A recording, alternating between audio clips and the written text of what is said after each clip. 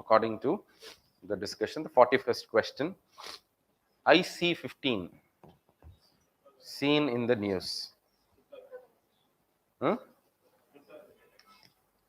அப்படியா?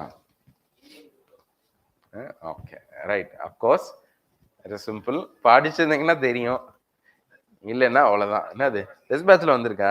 Okay okay. Crypto currency index. நான் கூட எங்கேருந்து படிச்சிட்டீங்களோன்னு நினச்சேன். It's a crypto currency index. Okay. So இது என்னன்னா ஃபர்ஸ்ட் டைம் இண்டெக்ஸ்னா என்னது? What is an index? What is a Sensex? சென்செக்ஸ்னா என்ன? Sensex is an index. It is an index which tracks the price movements of the capital market movements of the first 30 companies of the BSE, Bombay Stock Exchange. இல்லையா? So அவங்கள வச்சுட்டு ஒரு formula போட்டு we have a number and we only need to know the number in order to identify whether there this year, this day it has performed well or not. Likewise, there are so much of cryptocurrencies right now in the market. To track how much this market, that is crypto market, has performed, in India we have not the adoption, even though it is high. We don't ஒரு பெரிய Sensex photo ஒட்டுமொத்தமா என்ன நடந்திருக்குலாம் தெரியல. Individually only you can track. இண்டிவிஜுவலா பிட்காயினோட விலை நேற்றை விட இன்னைக்கு என்ன அப்படிதான் பார்க்க முடியும். We didn't have an index. So there was a private entity which first in India, it's the first in India, so superlative-ன்றனால நான் கேட்டிருக்கேன். So IC15ன்றது how much, sorry, what are the இந்த நேம்ல என்ன இருக்கு? It tracks the first 15 cryptocurrencies in the market. So first 15 cryptocurrencies ஓட எவ்வளவு amount இருந்தா வந்திருக்கு, how much it has gained அப்படின்றத வச்சு ஒரு காம்ப்ளெக்ஸா ஒரு நியூமெரிக்கல் ஃபார்முலா வச்சுட்டு they have created an index. Okay.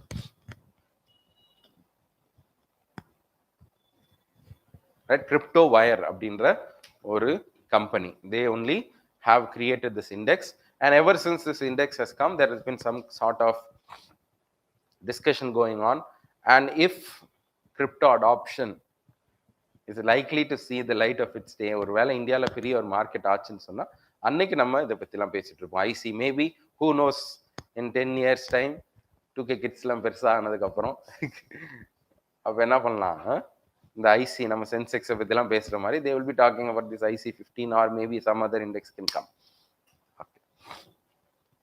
அதுல the top 15 அப்படின்ற மாதிரி. டாப் 15லாம் தேவையில்ல, but you need to know வேற என்னெல்லாம் கிரிப்டோ கரன்சி. பிட்காயின் மட்டுமே crypto currency.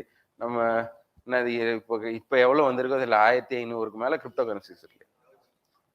Doge coin. Okay. ஹார்பிஞ்சர் 2021 அப்படின்ற ஒரு ஈவெண்ட் ரீசெண்டாக நடந்துச்சு. One I say this the framing of the statements ஒன்றும் பெருசாக ஒன்றும் நம்மளை இன்ட்யூட்டிவாலாம் என்கேஜ் பண்ண போகிறது கிடையாது. இந்த மாதிரி ட்ரையான ஸ்டேட்மெண்ட்ஸ்லாம் வரும். how will you negotiate?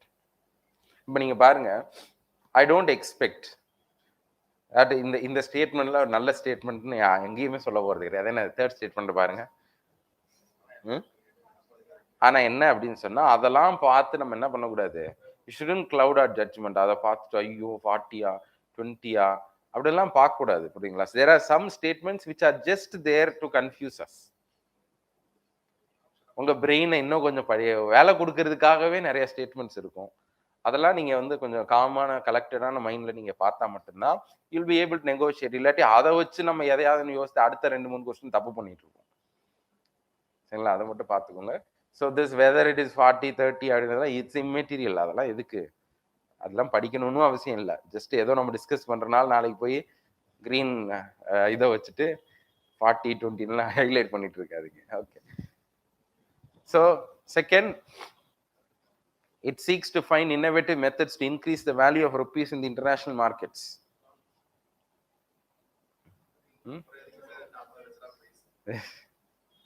அதாவது இந்தியா ருப்பி வெளிநாட்டில் நல்லா போயிடுச்சுன்னா அதுக்கு தகுந்த மாதிரி ஏதாவது கொடுத்துட்டீங்கன்னா 40 lakhs பிரைஸ் அப்படின்றது அப்படின்னா okay. The answer is the most absurd of the statements. என்னது சரி, என்னன்னா இந்த ஹார்பிஞ்சர் 2021 பெரும்பாலும் ஏதோ நிறைய ஹேக்கத்தான்ஸ் அதெல்லாம் நடத்துறாங்களே. RBI first of all very first time it initiated a hackathon for digital payment systems and that is called as harbinger 2021. சரிங்களா? ஹார்பிஞ்சர்னா அந்த ஆர்பிஐன்றது பெருசா இருக்கும், அப்படிதான் இருக்கும், ஹெச்ஏன்னு போட்டு. Okay, answer it's not by the department. இது என்னது? ஆர்பிஐ கீழே தான். பட் அஃப்கோர்ஸ் மினிஸ்ட்ரி அவங்க எல்லாம் சேர்ந்து வந்திருப்பாங்க. But it's a program initiated and undertaken by the RBI. So இது கீழே என்ன பண்ணுவாங்கன்னா பேமெண்ட் சொல்யூஷன்ஸ். ஹேக்கத்தான்னா என்ன அது? Problems and solutions should be offered, isn't it? So digital payment systems and any flaws are there, any new solutions can be adopted ன்னு பார்த்து அதுல first prize வாங்குறவங்களுக்கு எவ்வளவு ரொக்க பரிசு? 40 லட்சம் ரூபாய். அது எங்களுக்கு தெரியாம போச்சு அப்படின்னு நினைக்காதீங்க. கஷ்டம் இல்ல, ஹார்பிஞ்சர்னாலே என்னன்னு தெரியல நம்மளுக்கு. So 3 only will be the option. So this is a innovative for innovation for transformation, the first global hackathon on digital payments.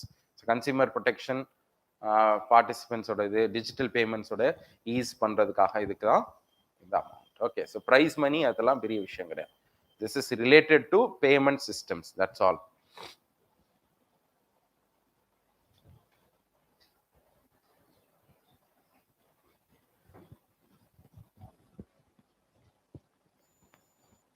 NSE Prime அப்படின்னு சொல்லிட்டு பார்த்தாச்சா? All the NSE listed companies, NSE na National Stock Exchange ல list பண்ண companies need to adopt that as பிரைம்னா என்னன்னு கேட்கல, ஏன்னா எப்படின்னு தெரிஞ்சிருக்காது நம்மளுக்கு. பிரைம்ன்றது ஒரு கார்பரேட் கவர்னன்ஸ்க்கு ரிலேட்டடான structure, that is how we disclose information அப்படின்னு சொல்லி இன்னொரு நியூ நார்ம் கொண்டு வந்திருக்காங்க NSE. All the companies which are will have to abide by this ரூல்னு சொல்லிட்டு. This rule whether it is கம்பல்சரினா கம்பல்சரிலாம் கிடையாது, வாலண்டரி பேசிஸ் தான்.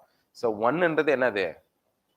தப்பு. ஆளுன்றதெல்லாம் அப்படிலாம் பண்ண மாட்டோம், ஒருவேளை கொஞ்சம் கொஞ்சமாக தான் ஸ்டெப்ஸ் எடுத்துட்டு இருக்கோம், புரியுதுங்களா? ஸோ செகண்ட், NSE பத்தி. NSE is the world's largest derivatives market. கரெக்டா தப்பா? NSE ஒரு பெரிய மார்க்கெட்டா இல்லையா இந்தியால? சரி, sorry, இந்தியாலன்றேன், வேர்ல்டுல. Do you really think that out of the top 5 NSE will be there? NSE India வந்து இந்தியாவோட ஸ்டாக் மார்க்கெட் ரொம்ப பெருசுப்பா. நம்ம வந்து US அது தான் பேசிட்டு இருக்கோம் இல்லையா? இந்த ரேஞ்ச் ஆஃப் சர்வீசஸ் அதிகமே தவிர வால்யூம் அதெல்லாம் அது ரொம்ப அதிகமா பாக்குறது நம்ம இந்தியா தான், சரிங்களா? NSEன்றது வேர்ல்ட்லயே வந்து டாப் 5 கண்டிப்பா இருக்கும். இப்போ நம்ம second statement, if you think that it is wrong, it is right. Right. NSE தான் டெரிவேட்டிவ்ஸ் மார்க்கெட்டை பொறுத்த அளவுக்கு இந்தியால NSE is the largest and also in the world it is the largest. எது? டெரிவேட்டிவ்ஸ் மார்க்கெட்டா? ஸ்டாக் மார்க்கெட்ல மேபி. நல்லா பாருங்க, டெரிவேட்டிவ்ஸ் மார்க்கெட். டெரிவேட்டிவ்ஸ் மார்க்கெட்னா நார்மல். அவ்வளவுதான். Fourth largest in sense in terms of stocks. டெரிவேட்டிவ்ஸ்னா நம்பர் 1 அதான். ஏன்னா we tend to think that இந்தியாவில் டெரிவேட்டிவ்ஸ் பெருசா இல்லை, நம்மளுக்கு தெரியாதனால இந்தியாவில் பண்றது இல்லை அப்படின்னு நினைப்போம் இல்லையா? Not like that. இந்தியாவில் ஹியூஜ் டர்ன் ஓவர் நடந்துட்டு இருக்கு derivatives market. I think derivatives market, when we are talking about, I think there has been an index also for a commodity. இந்த guar gum அப்படின்னு ஒன்று இருக்கு, தெரியுமா?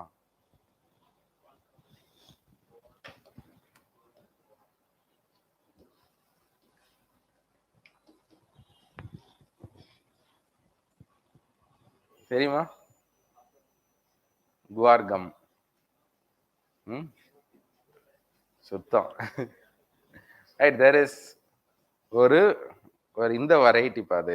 ஸோ பீன் மாதிரி ஒரு வெரைட்டி இல்லையா? It's a kind of a variety. அந்த guar beans அப்படின்னு சொல்லுவாங்க, அதுலேருந்து எடுக்கக்கூடிய ப்ராடக்ட். இந்த ப்ராடக்டோட திங் அதுக்கு எதுக்கு ஃபேமஸ்? அது எதுக்கோ ஏதோ ஒரு கெமிக்கல் ப்ராப்பர்ட்டி எதுக்கோ ஒரு ஃபேமஸ் இல்லையா? அந்த ரப்பருக்கோ எதுக்கோ ஒன்று யூஸ் பண்ணுவாங்க. ரெசின்ஸ். அதோட ரெசின் எதுக்காக யூஸ் பண்ணுவோம்? ஓகே, மேபி அது அந்த ப்ராடக்ட் இல்லையா? ஸோ அந்த ப்ராடக்ட் வந்து டெரிவேட்டிவ்ஸ் மார்க்கெட்ல பெரிய இட்ஸ் பீங் சோல்ட் இந்த டெரிவேட்டிவ்ஸ் உனக்கு ரொம்ப வருஷமா. ஆக்சுவலாக இந்த குவார் பேசிஸில் ஒரு சயின்ஸ் அண்ட் டெக்லேருந்து ஒரு கொஸ்டினே வந்திருக்கு. சம் ப்ரீவியஸ் இயர் கொஸ்டின்லாம் பார்க்குறீங்களா இல்லையா? At least once you should go through. சரிங்களா? சும்மா என்னதான் கேட்டிருக்காங்க இதை மேலோட்டமா சும்மா அதவே உட்காந்து நான் இதை வந்து யூபிஎஸ்சினா என்ன நானே பார்த்துறேன் அப்படின்றலாம் பண்ண தேவையில்ல. ஜஸ்ட் பழைய கொஸ்டின்ஸ் எப்படிலாம் கேட்டிருக்காங்க, நம்ம நெகோஷியேட் பண்ண முடியுதான்னு லைட்டாக ஒரு தடவை பாருங்க. This is correct, this is wrong. But NSC பிரைம்ன்றது it is a new corporate governance structure initiated by the NSC. ஏன் இதை சொல்றோம்னு சொன்னா, ஐ திங்க் இதை இனிஷியேட் பண்ண என்எஸ்சியே ஒரு பெரிய ஃப்ராட்ல மாட்டுச்சு தெரியுமா? சித்ரா இல்லையா, ராமகிருஷ்ணன் அப்படின்னு சொல்லி ஒரு பெரிய scam. Right, what is the scam about? I asked a question about that in this upcoming week. Scam ரிலேட்டடா ஒரு கொஸ்டின் கேட்டிருக்கேன். ஸோ அந்த மற்றவங்க எல்லாம் ஒழுங்கா இருக்கணும், நான் ஒழுங்கா இருக்க மாட்டேன், அதுதான் இதோட அர்த்தம். Okay, so NSC prime the new set of corporate standards adopted under the NSC. Right, NSC prime, that is completely voluntary. Corporate governance ஸ்டாண்டர்ட்ஸ்லாம் இன்க்ரீஸ் பண்ணிடும் அப்படி இப்படிலாம் சொல்றாங்க. சரியா, நிறைய சொல்லியிருக்காங்க. பட் ஆஸ் யூஷுவல் எல்லாத்துலேயும் சொல்றது தானே. Question number 44. On tap licensing refers to the application for banking licenses throughout the year. சரிங்களா, அதான் அர்த்தம், நானே சொல்லிட்டேன். ஓகே, ஆன் டேப்னா என்ன? எப்போ திறந்து விட்டாலும் வரும். That's called as on tap. Throughout the year you can apply to the RBI. 2016க்கு முன்னாடி உள்ள பாலிசின்றது only when the RBI allows you can apply. ஆனால் இப்போ அப்படி கிடையாது, ஆன் டேப். சரிங்களா? ஸோ ஆன் டேப்னா யூ ஆர் இன்ட்ரெஸ்ட், திடீர்னு உங்களுக்கு பேங்க் ஆரம்பிக்கணும்னு ஆசையா இருக்காப்பா? இருக்கா? அப்ளை பண்ணிடலாம். ஓகே, ஸோ அந்த மாதிரி. So here in this context you have to read the statements. One, industrial houses can apply for universal bank na ஏதோ ஒரு bank கிடையாது. Here to your context scheduled commercial banks னு கூட வச்சுப்போம். Okay, industrial house na என்ன? Companies. Okay, companies like Reliance, Tata அந்த மாதிரி companies can apply for universal bank license. Two, even individuals can now apply for banking licenses. 3, small finance banks are also allowed for on-tap licensing.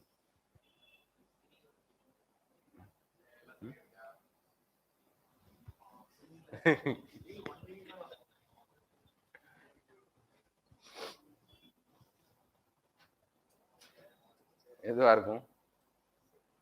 எப்படிலாம் licence கொடுக்குறாங்க? எல்லா வருஷமும் லைசன்ஸ்னா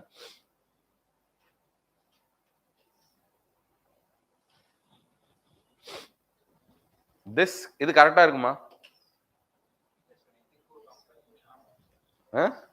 ஒரு கம்பெனியா இருந்தா ஆரம்பிக்க கூடாது அப்படின்னா அப்படி இருக்கா? அப்படி மட்டும் அலோவ் பண்ணியிருந்தா என்னாரும்? டாடா பேங்க், அம்பானி பேங்க் அப்படின்னு எல்லாம் இந்த என்ஓஎஃப் சொல்றீங்களா, நான் operating financial holding company. Okay, so அது 2013க்கு முன்னாடி உள்ள மாடல். தட் இஸ் இஃப் நான் அப்ளிகேஷன் கொடுன்னு சொன்னா கண்டிப்பா இந்த மாதிரி ரெஜிஸ்டர் பண்ணிருந்தா மட்டும்தான் யூ ஹாவ் டு அப்ளைன்னு இருந்துச்சு. But now things have change. 2016க்கு மேலேயும் இப்போ உள்ள கான்டெக்ட்ல things have change. Under the new on tap licensing policy even individuals can apply for banking licenses. புரியுங்களா? அப்போ Deepak and group of people can just send a proposal to the RBI. நாங்கள் இந்த மாதிரி செட் பண்ண போறோம் ஒரு பேங்க்கு, உங்களுக்கு லைசன்ஸ் கொடுங்க, நாங்கள் இவ்வளோ this much is the amount that we are going to put in அப்படின்னு சொல்லி all the rules and regulations, if you are complying you will be given license. ஆனா ஒரு 10 வருஷமா லைசன்ஸ் யாருக்கும் கொடுக்கல. சரிங்களா? ஓகே, ஸ்மால் ஃபினான்ஸ் பேங்க்குக்கு ஆன் டேப் லைசன்சிங் இருக்கா? எல்லா இடத்துலயும் இருக்கு. and it's also புரியுங்களா? So இந்தியாவை பொறுத்தளவுக்கு right now the RBI policy is it is having on tap licensing for universal banks and small finance banks. மற்ற பேங்க்ஸுக்கெல்லாம் அவங்க சொல்லுவாங்க இந்த மாதிரி payment bank I am going to issue, whoever wants வாங்கிக்கோங்க அப்படி இந்த மாதிரி கொடுத்தா மட்டும் தான் வாங்க முடியும். Okay, so here this is correct, this is correct. So 2 and 3. So பெரும்பாலும் நம்மளுக்கு இது இருக்காதுன்னு தோணும் இல்லையா? இது இருக்காது அப்படின்னு தோணும். ஸோ மேபி அது தெரிஞ்சுக்கிறதுக்கு தான் போட்டிருக்கு. Under the new policy, this is what we have to. Okay. So universal bank என்ன அப்படின்னா, ஸோ நத்திங் பேங்கிங்ஸ் ஆக்டிவிட்டியோட சேர்த்து எல்லாத்தையும் பண்றது தான் யூனிவர்சல் பேங்க். முன்னாடிலாம் ஷெட்யூல் பேங்க்ஸ் அப்படிலாம் சொல்லிட்டு இருந்தாங்க. இப்போ ஒரு இது இருந்துச்சு, யாரெல்லாம் அப்ளை பண்ணியிருக்காங்க இந்த வருஷம், எதெல்லாம் ரிஜெக்ட் பண்ணியிருக்கோம் அப்படின்னு கூட there was a list. That is not needed. Okay. Now 45, the committee on variable capital company was set up under the Dr. K.P. Krishnan committee. Under K.P. Krishnan. கரெக்டா? K.P. Krishnan தானா? யார் அவரு? அவரே ஒரு musician.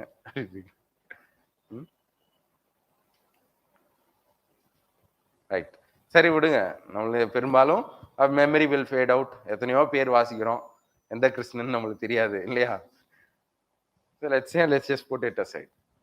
Second statement, it recommended the setting up of variable capital company under the IFSC GIFT City, International Financial Services Center, GIFT City ன்னு இருக்கு. அந்த சிட்டிக்குள்ள it has recommended the setting up of VCC. இது என்னவா இருக்கும் தெரியாது, ஓரங்கட்டிரு. மூணாவது, several collective investment schemes may be gathered under the umbrella of a single corporate entity.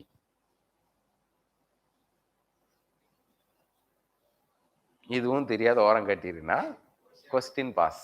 Okay, என்னன்னா the variable capital company என்றது, why we are talking about this is, last year the government set up a committee under K.P. Krishnan.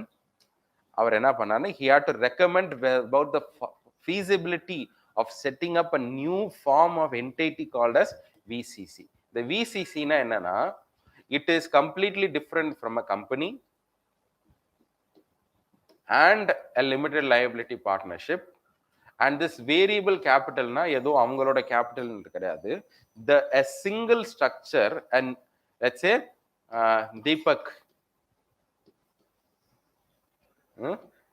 Deepak Financial Services VCC அப்படின்னு ஒரு புது entity, புரியுங்களா? This is a new corporate structure நம்ம set பண்ணிட்டோம்னா, under this you are allowed to have a host of collective investment schemes like mutual funds, மற்ற funds, ஏதோ fund of funds, alternate investment fund, venture capital funds, இந்த மாதிரி நிறைய ஃபண்டை ஒரே அம்பர்லாக்குள்ள வச்சுக்கிட்டு you can operate under a single banner, and that is called as VCC. நம்ம என்னன்னா இன்னைக்கு என்னன்னா, because the expertise are the financial experts are running out. For example, ஒரு மியூச்சுவல் ஃபண்ட் ஸ்கீமுக்கே we need separate mutual fund manager. But if you bring it under this, they all can be sub schemes. Understand? இது வந்து equity related mutual fund இருக்கலாம், மத்த மாதிரி இருக்கலாம், but everything can have a single manager. புரியுங்களா? இந்த மாதிரியான ஒரு new setup which is still being thought of and experimented in the world. யூஎஸ்ல கூட இன்னும் VCCன்ற கம்பெனி ஸ்டார்ட் பண்ணல. It is Singapore which is of course becoming the financial hub of the world. இன்னைக்கு அவங்க தான் இந்த மாதிரி கம்பெனி ஸ்டார்ட் பண்ணிருக்காங்க, VCCன்ற company. Till it is being mandated, till it is being given a proper structure, we will not know what VCC is. புரியுங்களா? நம்ம companies act எவ்வளோ வருஷமா இருக்கு, அதுக்காக நம்ம கம்பெனின்னா என்னன்னு தெரியுமா என்ன? அது வரைக்கும் கிளாஸுக்கு முன்னாடி வரைக்குமே பப்ளிக் லிமிடெட்னா பிரைவேட் லிமிடெட் கம்பெனியோட வித்தியாசம் தெரியாம தானே இருந்தோம். So how this limited liability partnership is going to work, இதெல்லாம் it's a new corporate entity, that's it. A new corporate entity, அதுதான் இந்த VCC. And why we are talking about VCC, why we need an alternate structure other than companies and LLPs is because of the mushrooming of financial services in the world. A lot of schemes and funds are being floated. We need to integrate them in the form of a VCC, and therefore it's quite obvious that the context of this would have been spoken in IFSC. புரியுங்களா? So இந்த கமிட்டியோட recommendation என்னன்னா, ஐஎஃப்எஸ்சியில் இதை போடலாம் அப்படின்ற மாதிரி recommend பண்ணியிருக்காங்க. But எப்படி பண்ணணும் அப்படின்றதெல்லாம் பெஸ்ட்டாக டீட்டெயில்டாக சொன்னேன். ஓகே, ஸோ எது correct? A, 1, 2 and 3 all are correct. Okay, this is about variable capital company.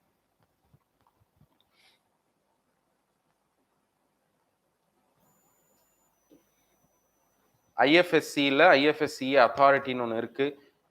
இந்த வருஷம் ஐ திங்க் ஒரு யூனிவர்சிட்டி கட்டலாம் அப்படிலாம் கூட பிளான் பண்ணியிருக்கோம்ல. பட்ஜெட்டோட டாப் ஹெட்லைன்ஸ் மட்டும் நம்ம வில் ஸ்கிம் த்ரூ இந்த கிளாஸில். ஒரு சிங்கிள் ரொம்ப டீட்டெயில்டாக I don't want to bore you out. இது என்ன பண்ண போகிறாங்க, எப்படி மேனேஜ்மெண்ட் பண்ண போகிறாங்கன்னு ஒன்றும் இல்லை. ஒரே சிங்கிள் என்னன்னா, ஒரு ஸ்ட்ரக்சருக்குள்ள நிறைய ஸ்கீம்ஸ் அண்ட் நிறைய சப் காம்பனன்ட்ஸ் இருக்க போது. that is called as variable capital company. Okay,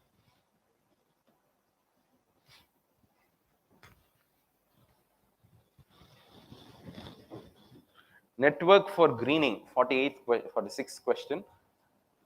Consider the following with regards to network for greening the financial system. Statement number 1, NGFS launched at the Paris One Planet Summit is committed to better management of the financial risk associated with climate risk.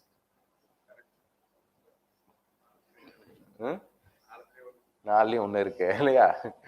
ரெண்டாவது, it is a forum for central banks and regulatory supervision. அதாவது யார் இருப்பா இந்த நெட்வொர்க்லனா, central பேங்க்ஸும் other regulators இருப்பாங்க. Regulatory supervisors, இந்த ரெகுலேட்டரியே பார்க்கக்கூடியவங்க யாரு நம்ம ஊர்ல? ஆர்பிஐ இல்லையா? Recently, RBI also joined this network. 4, members of the NGF will have access to funds at a concessional rate.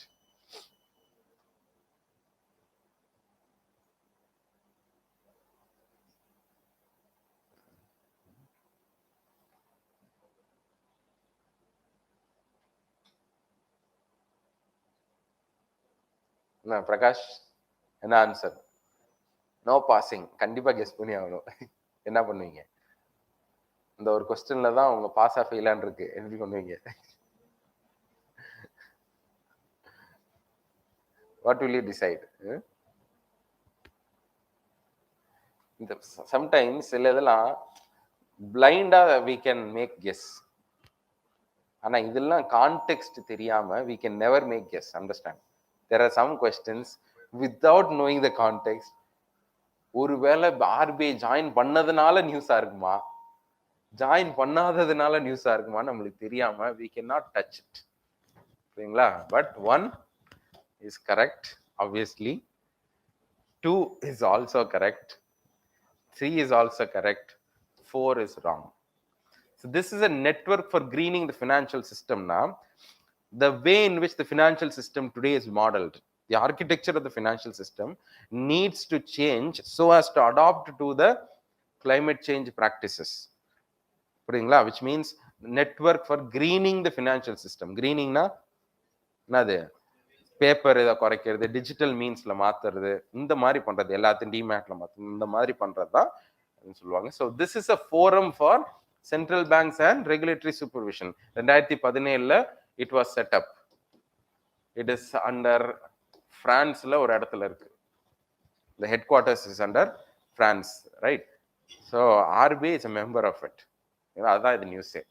Recently, last year, RBI joined this network and has committed itself to green the financial system of India. The same thing has also been recorded in your economic survey. Economic surveyல இதை ஒரு RBI join பண்ணியிருக்கு அப்படின்னு சொல்லிட்டு the monetary managementல இதெல்லாம் அந்த sustainable development ஒரு chapter இருக்கும் இல்லையா, அதுல எழுதியிருக்காங்க அதெல்லாம். So what will be the answer? 1, 2 and 3.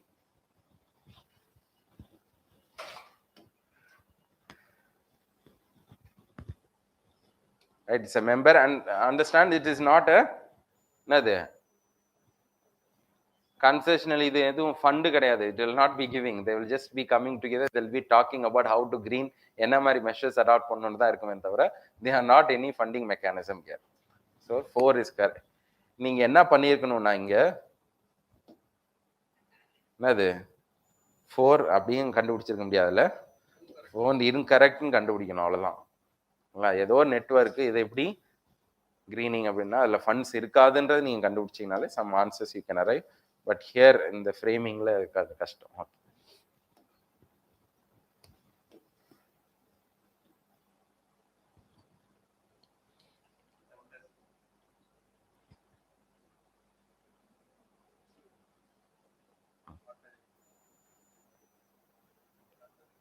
London inter bank offer rate, புரியுங்களா? இதுதான் London inter bank offer rate. இதை நான் சொல்லிடுறேன், இதுவே சொல்லிடுறேன். போய் இதெல்லாம் லிபோர்னு என்னன்னு கண்டுபிடிக்க வேண்டாம். Inter bank offer rate. Currently, LIBOR acts as the main benchmark for financial transactions. True. 2. Currency swaps in India and instruments issued in IFSC are based on LIBOR. Okay, இது தப்புன்றீங்க அப்படியா? Okay, right. அடுத்து, MIBOR is the interest rate at which banks can borrow from other banks in the Indian market. MIBOR என்ன? இது correct, இது தப்பு. First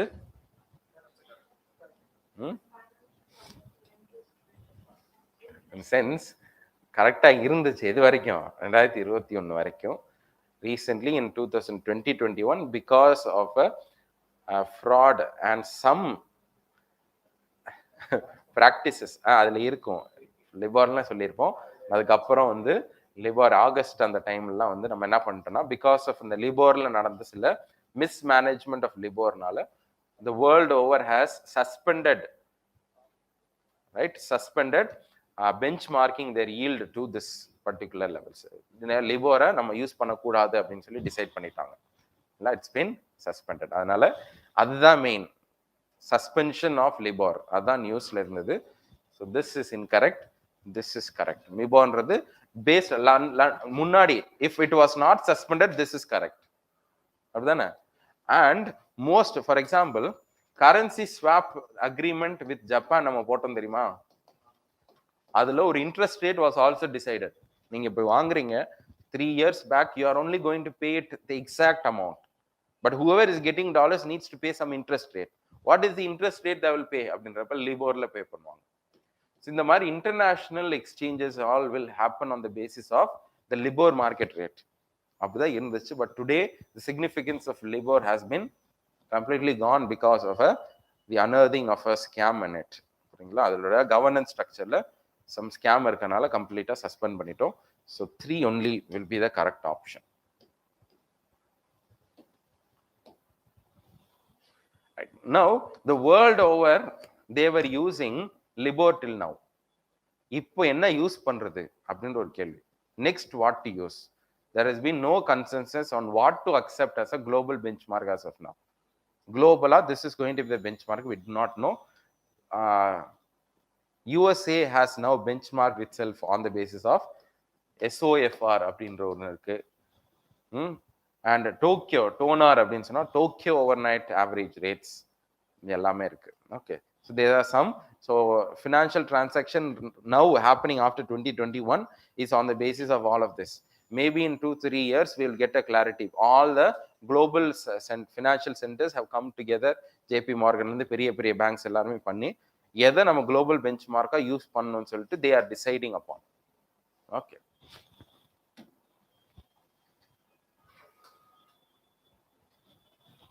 Equalization levy. It is a kind of an indirect tax levied on the sale of digital services of non-resident companies.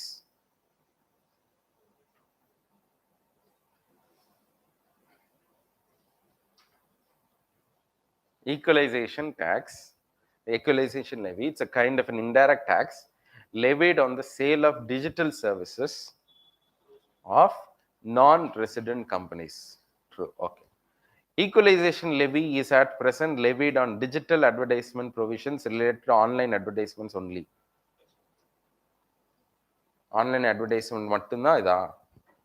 இப்போ equalization levy, is it only for online advertisements? Hmm? இங்கேயோ படிச்ச ஞாபகம் இருக்குன்னா அது கொண்டு வர்றப்போ இருந்திருக்கலாம். இன்னைக்கு டுடே பிகாஸ் ஈக்குவலைசேஷன் லெவின்றது phase 1 phase 2 அப்படின்லாம் போயிடுச்சு, 2.0 அப்படின்றலாம். ஃபர்ஸ்ட் வர்றப்ப தான் நம்ம என்ன பண்ணோம், 6% on advertisements. Now we have expanded the scope. Equalization levy is not only an advertisement, it is on the sale of online goods and services என்ற வார்த்தையை போட்டு, அதனால தான் இ-காமர்ஸ் வெப்சைட்ஸ்க்குலாம் ஒரே தலைவலி இப்போ, இல்லை அமேசான் இவங்களுக்குலாம். But the question is, maybe this was a provision, it is wrong. First இது வேற என்ன பார்க்கணும், நான் ரெசிடென்ட்ன்றது கரெக்டா பார்த்துட்டீங்க. Whether it is an indirect tax. நல்லா யோசிச்சு சொல்லணும். Equalization levy, is it an indirect tax?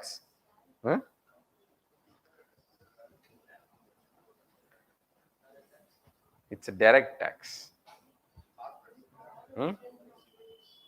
And how does it work na? I think there is even a term called as withholding tax அப்படின்னு சொல்லுவாங்க தெரியுமா? Withholding tax.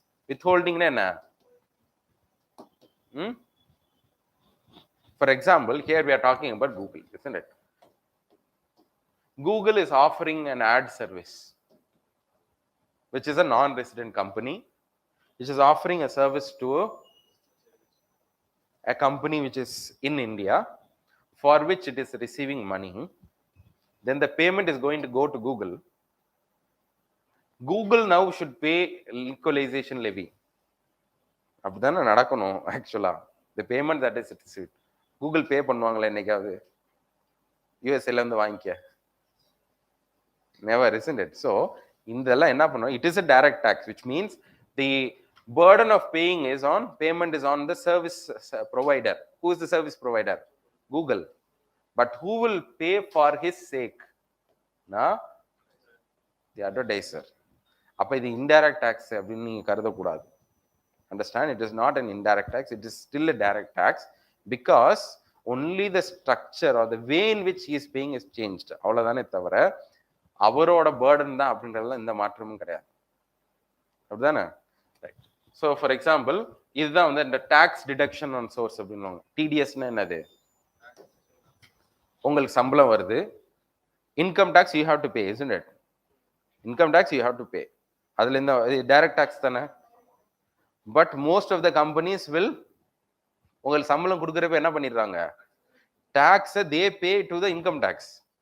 அப்ப income டாக்ஸ்ன்றது indirect டாக்ஸா? இல்ல இல்ல. அந்த லாஜிக் தான் you have to apply it here, right? It was introduced in India as a provision of the direct tax கோட்ல தான் நம்ம மாற்றங்கள் கொண்டு வந்தோம். Not it's an indirect tax. So this is half correct, half incorrect. It's not indirect, it is a direct tax. If it was direct tax, then the statement is right. And it is also not introduced or not levied on resident companies. Understand? Online digital serviceன்றது digital companies, only for Indian companies. But now I think after the global minimum tax அதெல்லாம் வர்றதுக்கு அப்புறம் we have to rethink on our equalization levy. Okay.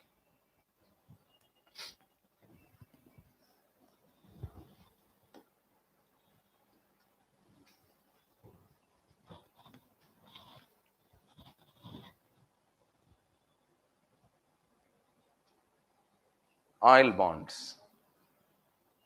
Okay.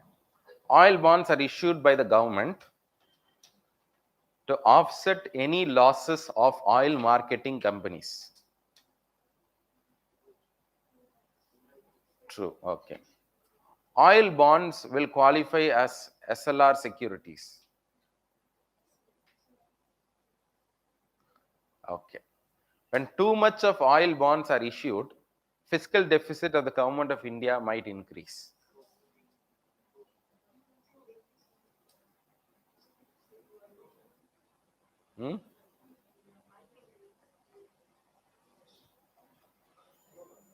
For example, இதில் நாம் ஒன்னே ஒன்று பார்க்கணும். Don't go according to the logic of the government. Logic of the government என்ன? Oil bond, why we are talking about oil bond? Mature ஆயிட்டு இருக்கு, இதை நாங்கள் கட்டணும் அப்படின்றாங்க இல்லையா.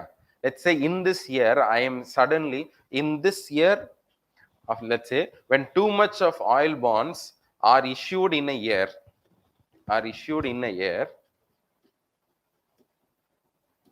fiscal deficit of that year, இன்னும் குழப்பம் வேண்டாம், இப்படியே சொல்லிடலாம், of that year will increase. இது கரெக்டா? when too much of oil bonds are issued in a year, இந்த வருஷம் oil bonds I am issuing, so much of oil bonds I have issued, due to which my fiscal deficit of this year will increase. Yeah,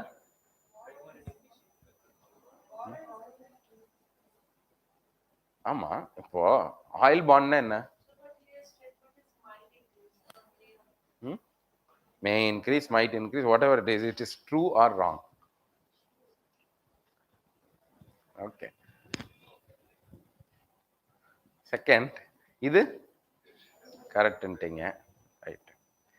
first கரெக்ட்ன்ட்டீங்க, answer 1 and 2 அப்படின்னு ஒன்று இருக்குல்ல.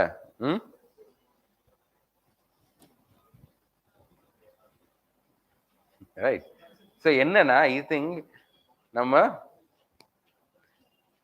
Finance minister again இப்போ கூட ரீசெண்டாக கூட என்ன சொன்னாங்க, oil bond தான் காரணம், அதனால தான் கடன் வாங்கிட்டு இருக்கோம் சொன்னாங்க. Last year again they said this.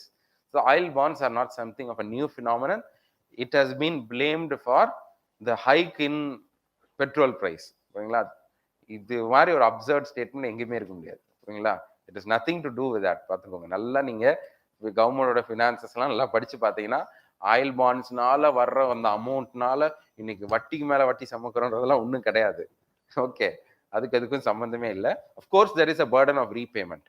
ஆனா என்ன அப்படின்னு சொன்னா, how is this oil bond contrary to other bonds? Oil bond doesn't work similar to government securities. Oil bond என்ன? ஃபர்ஸ்ட் என்னது? oil bond is not to be purchased by you and me. It is not a direct borrowing of the government. Understand? Government இன்னைக்கு borrow பண்றாங்கன்னு வைங்க, government security, it will be reflected as fiscal deficit, isn't it? இந்த வருஷம் நான் வந்து 2 lakh crores oil bond போடுறேன், it will not be reflected in fiscal deficit. Yeah, no money has come to the government of India. Understand?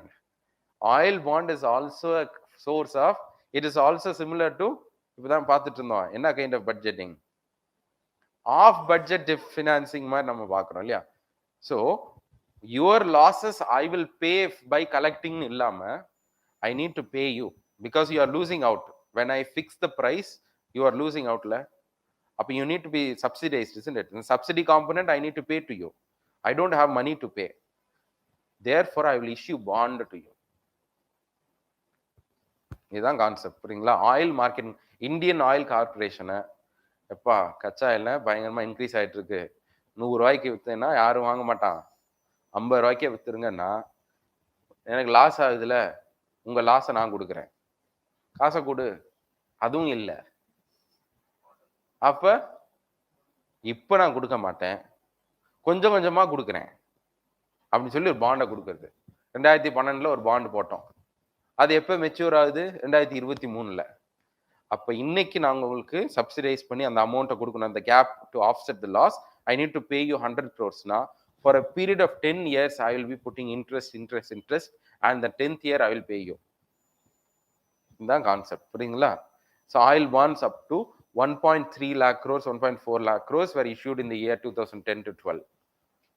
The 10-year bond போட்டோம், which means the redemption is coming right now, for which they have to pay. அதனாலலாம் ஒன்றும் கிடையாதுப்பா, எவ்வளோ பணம். Right. Second, இதுக்கும் SLR செக்யூரிட்டிக்கும் சம்மந்தமே இல்லைப்பா. SLR செக்யூரிட்டின்றது யார் வாங்கணும்? Bank. Can banks by bond? இந்த பாண்டை வாங்க முடியுமா? இது மார்க்கெட்லேயே வராது first. So it's a very absurd statement. அது எப்படி ஒர்க் ஆகுதுன்னு தெரிஞ்சிருந்தாலே ஆன்சர் உங்களுக்கு வந்திருக்கும். இந்த 2 தான் ஐடென்டிஃபை பண்ணுவீங்கன்னு நினைச்சா அதுல எல்லாரும் யுனானிமஸா ஆமா ஆமா ஆமான்றீங்க. 2 is what is wrong, whether this or this அப்படின்றது கூட நமக்கு தேவையில்லை. Oil bond is on this basis.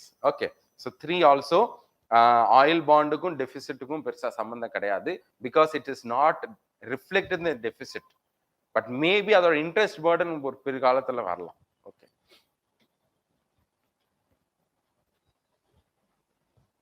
this is an off budget item, this is also an off budget item. Okay, so bonds என்றது it deferred the payment. Right now whatever I have to pay, I am deferring it to the next years. அதான்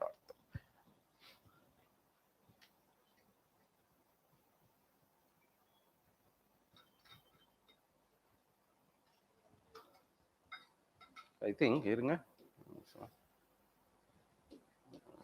I think another let it be surety bonds. Surety bonds has been in the news because of the budget proposal. So surety bond na enna? Surety bonds are bonds that are issued by the banks, and if the debtor fails to settle a debt, the bank will cover it. Surety bond na ஒருவேளை ஒரு கடனாளி ஒருத்தர் வாங்கியிருக்காரு, அவரால் திரும்ப கொடுக்க முடியலன்னா நான் பே பண்றேன் அப்படின்னு சொல்றதுக்கு பேரு ஷூரிட்டி பாண்ட். அதனால surety. Okay. Second, issuance of security bonds, sorry, security கிடையாது, surety bonds may augment the capital and funds that are needed for infrastructure segments. நிறைய surety bond, if we are going to bring more surety bonds, it will lead to infrastructure development. But right or wrong?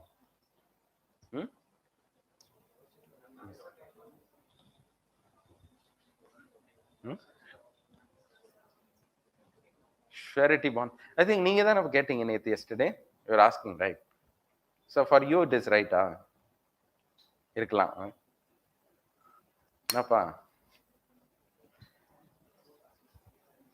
2022-23 பட்ஜெட்ல surety bonds அப்படின்றதுக்கு we are going to promote surety bond இருக்காங்க. So the name வந்து surety bond இருந்தாலும் first statement is incorrect, but the second statement is correct. ஏன்னு சொன்னா நீங்க பாத்தீங்களா அந்த பின்னாடி இந்த if the debtor bank அதெல்லாம், இதுக்கு பேரு பேங்க் கேரண்டி. புரியுங்களா? the instruments is called as bank guarantee. ஒரு ப்ராஜெக்ட் எடுக்கிறீங்க அப்படின்னு சொன்னா பேங்க் கேரண்டி கொடுக்கணும். புரியுங்களா?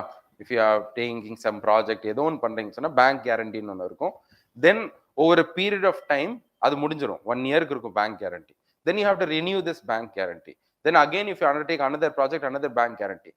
in all this bank guarantee, for securing a bank guarantee, what do you need அப்படின்னு சொன்னா என்ன வேணும்? நீங்க ஒரு ப்ராஜெக்ட் எடுக்கிறீங்க, உங்களுக்கு பேங்க் கேரண்டி கொடுக்கணும்னா உங்களுக்கு என்ன வேணும் ஃபர்ஸ்ட்? எப்பா இந்த மாதிரி நான் ஒரு சின்ன ப்ராஜெக்ட் பண்ணிட்டு இருக்கேன், ஒரு 100 crore ப்ராஜெக்ட் பண்ணிட்டு இருக்கேன், எனக்கு சும்மா ஒரு கேரண்டி மட்டும் கொடுங்கன்னு போய் ஒரு பேங்க்ட்ட கேட்குறீங்க. பேங்க் என்ன கேட்பாங்க? கொலாட்ரல கொடுப்பான்னு கேட்பாங்க. உங்களுக்கு மாற்ற சரி புது ப்ராஜெக்ட்ல பழைய ப்ராஜெக்ட் வீடா கட்டி தானே கிடக்கு, அதை கொடுன்னுவாங்க. So behind all this guarantee there seems to be some kind of backing or a collateral. surety bondன்றது என்னன்னா, this is a kind of guarantee that is given by insurance companies. இந்த இன்சூரன்ஸ் கம்பெனி என்ன பண்ணுவாங்கன்னு சொன்னா, it will become a third party between two players, the principal and the obligee எதன்னுவாங்க, which is let's say இங்க உங்க புரிதலுக்காக government வந்து project என்ன பண்ணணும் அப்படின்றாங்க. அதுக்கு ஒரு contractor, the contractor will have to deliver on some project. in this, if he fails to deliver or if he is not able to acquire the funds அப்படின்ற பட்சத்துல, or if he is not able to pay back to the bank அந்த கடன்லாம், who will pay அப்படின்னா the insurance company will pay, and that is called as surety bond. so surety bondக்கும் bank guaranteeக்கும் உள்ள வித்தியாசம் என்னன்னா, you can easily acquire a surety bond once you pay a premium. அப்போ till now we are in the surety bondக்கு, when we are giving importance, what we are trying to achieve is bring insurance companies into financing the infrastructure of India. Because when till now infrastructure was heavily financed by banking and NBFCs, insurance companies were completely outside. So now through surety bonds, what we can ensure is that insurance companies can also come and become a party. So let's say you have made an obligation to the government to deliver, but some cost overruns are there. 2 வருஷத்துக்கு மேல 3 வருஷம் ஆயிடுச்சு, அந்த மாதிரிலாம் வர்றப்ப the gap or how the modalities are going to work, it will differ on a case by case. But surety bond ஓட concept இதுதான். இது வந்து ப்ரொமோட் பண்ணணும்னு சொல்லி ரொம்ப நாளா பேசிட்டு இருக்கோம். This year's budget, the government has explicitly recognized that surety bonds are going to be given importance, and it will be utilized in the case of certain projects related to the government procurement and gold import. A person is importing gold. எல்லாம் import பண்றப்ப எக்ஸ்போர்ட்டோ import நடக்கிறப்ப some kind of financial arrangement he needs to make. நீங்க அந்த கோல்டை கொடுங்க, நான் with உங்களுக்கு காசு கொடுக்குறேன்றப்போ அந்த மாதிரி இருக்குல்ல, some credit arrangement வரும். அந்த இதுக்கு என்ன பண்ணுவார்னா he will enter into an insurance company, ஒரு insurance guarantee மாதிரி. Okay, this is what is called as surety bond. இல்லைங்களா? Surety bond is associated in India in this context to insurance company when the same is given by a bank, that is called as bank guarantee. The finance minister said that we need to improve the status of a surety bond to that of a bank guarantee. Bank guarantee எந்த அளவுக்கு மக்கள் வாங்குறாங்களோ அதே மாதிரி surety bond வாங்க வைக்கணும் அப்படின்றது ஒரு statement. Okay, sure இன்சூரன்ஸ்க்கு என்ன collateral? How can insurance be collateral? For example, யார் வாங்கலாம்னா the insurance companies should offer you such a service, இல்லையா? இப்போ நான் போய் இந்த மாதிரி யூபிஎஸ்சியில் எனக்கு வரலைன்னா எனக்கு ஒரு ஷூரிட்டி பாண்ட் கொடுங்க அப்படிலாம் கேட்க முடியுமா? இந்த மாதிரிலாம் பண்ண முடியாது. Yes, slowly we are opening up. இப்போதான் கவர்மெண்ட் ரெக்கக்னைஸ் பண்ணிட்டு இருக்கு, முன்னாடியும் இருக்குது. பட் எல்லாரும் people will be preferring bank guarantees. But இப்போதான் இந்த ஷூரிட்டி பாண்ட்ன்றதுக்கு ஒரு கான்கிரீட் ஃபேஸ் கொடுத்து நம்ம லெட்ஸ் சே இந்த ஒரு இதில் நம்ம சக்ஸஸ் ஆச்சுன்னா அடுத்தடுத்து வரும். சரிங்களா? So of course this is an untapped area and we are going to tap it. எதுப்பா ஷூரிட்டி பாண்ட்லாம் இப்பவும் வந்து நிறைய சின்ன சின்ன கம்பெனிஸ்க்கு நிறைய ப்ராஜெக்ட்ஸ்க்குலாம் surety bonds are still being given. ஆனா என்ன குவாண்டம் அந்த ரூல்ஸ் அதெல்லாம் வந்து ரொம்ப it is highly inclined towards bank guarantees. Okay.